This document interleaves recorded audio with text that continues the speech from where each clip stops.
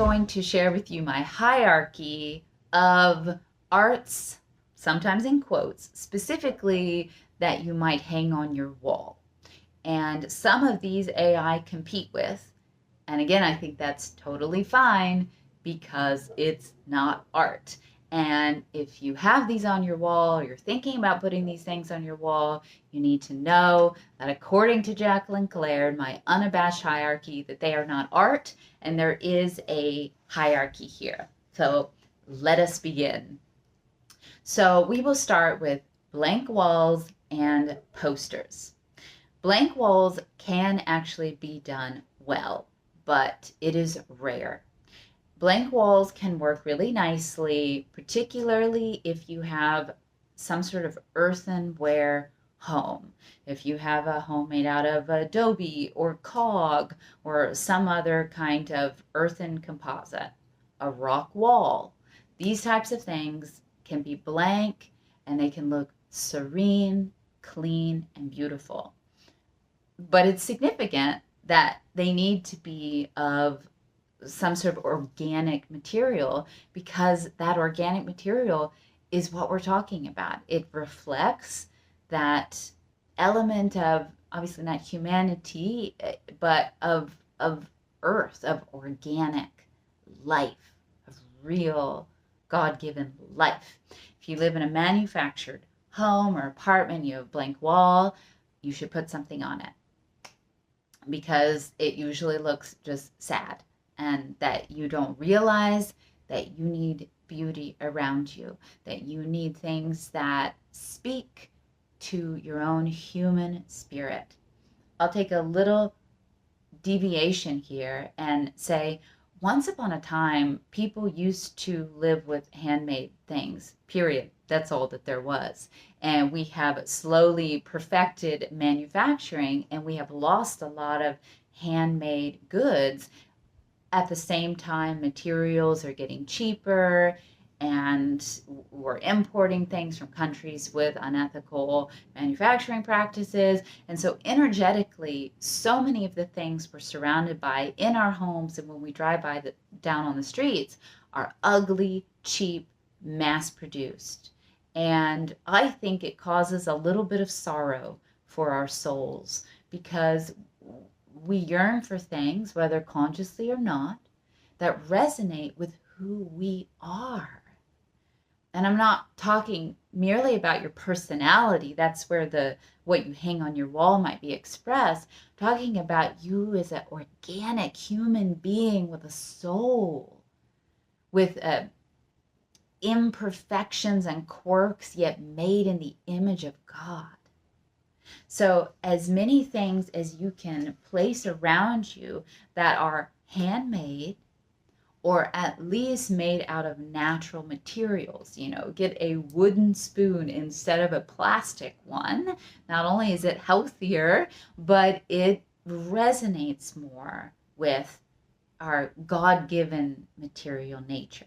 Okay, so blank walls can be done well, but probably not.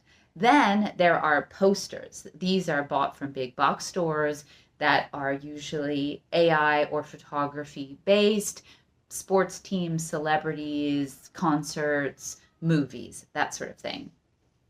These are wretched, but there is an honesty to it. At least you're not trying to be elegant or classy in any way.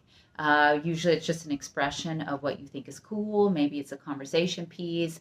And I think if you are a male under 25, it's okay to have posters on your wall. There are also like really cool, like classic posters that were actually made by artists and all that kind of stuff. And that's sort of a different category. But I'm talking about if you go to Walmart and you flip through their big things and you buy posters. So they're pretty horrible, but again, it's honest. At least you're not trying to be anything other than horrible. Okay? Next on the list is the most abominable thing that exists in anything peripheral to art and that could exist in your home. And this is what I call fake art.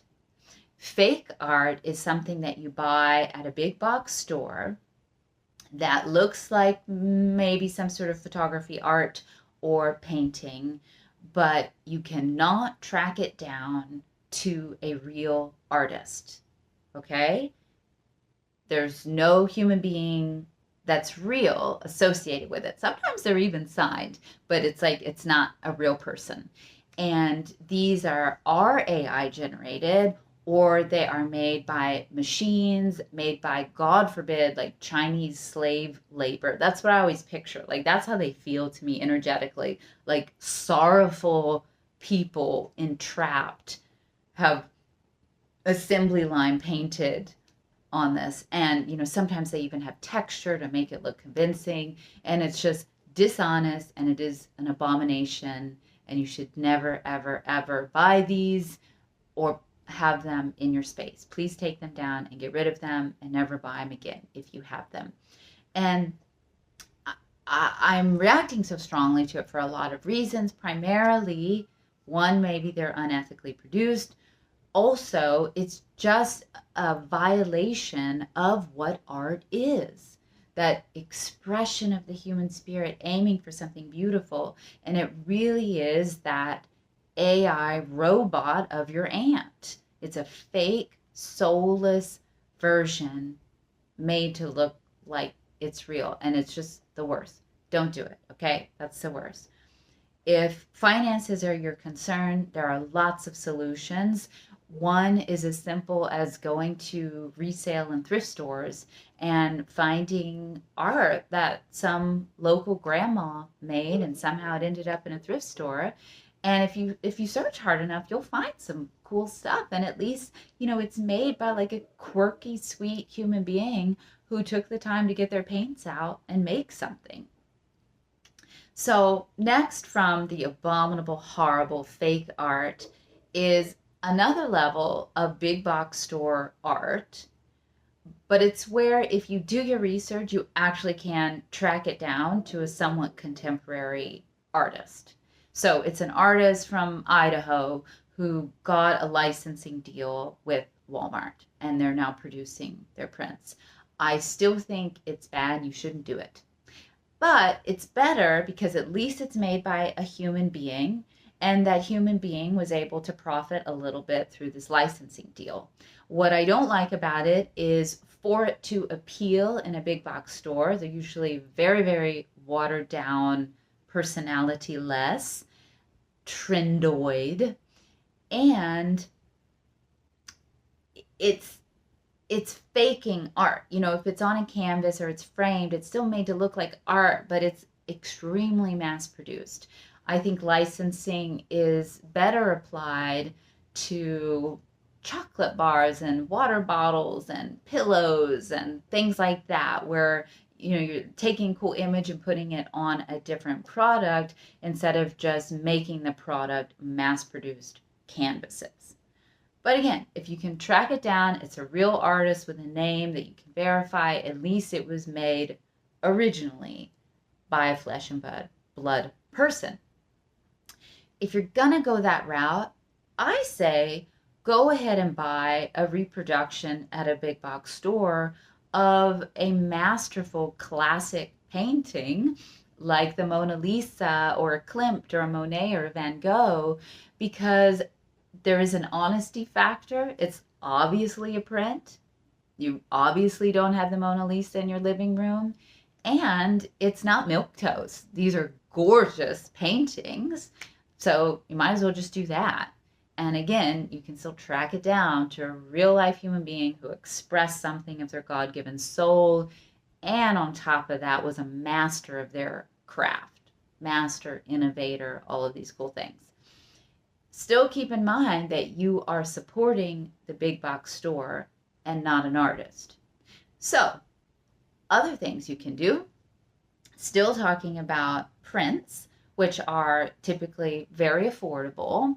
You can find artists that you like on Instagram, online, even from art markets, and then you follow them, or on markets like Society 6 or Fine Art America. These are online outlets with real artists, and you can buy print on demand works from them. So it's their original images that are printed on canvases and framed posters and that sort of thing.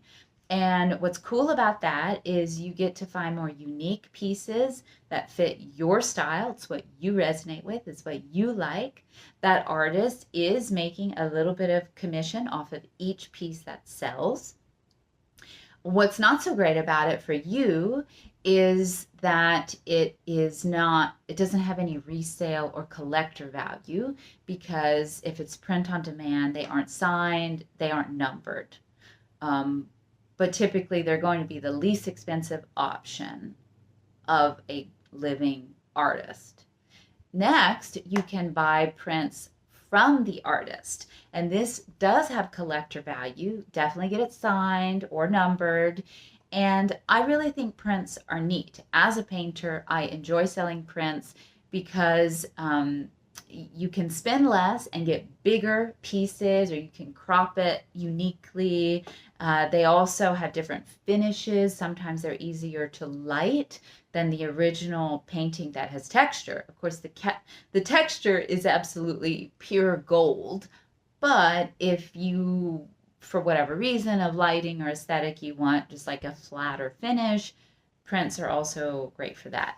And I do have a little show and tell. Here's an example of one of my prints, Jewels of the Universe. And it's cool because more people can own the image.